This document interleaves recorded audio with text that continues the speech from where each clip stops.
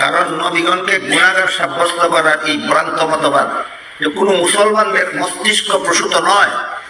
নবীগণকে গুনাহগার সাব্যস্ত করার ভ্রান্ত মতবাদ এটা খ্রিস্টানদের উদ্ভাবিত।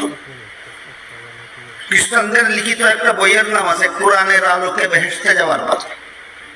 সেই বইয়ে খ্রিস্টান মিশনারি বাংলাদেশের পক্ষ থেকে বইটা প্রকাশ করা হয়েছে।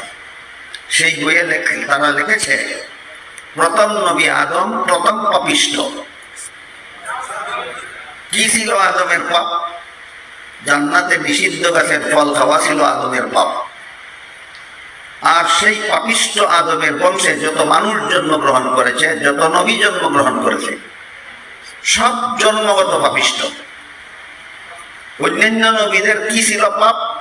পাপিষ্ঠ আদমের বংশের জন্ম হওয়াটাই ছিল তাদের পাপ। তারপরে লিখেছে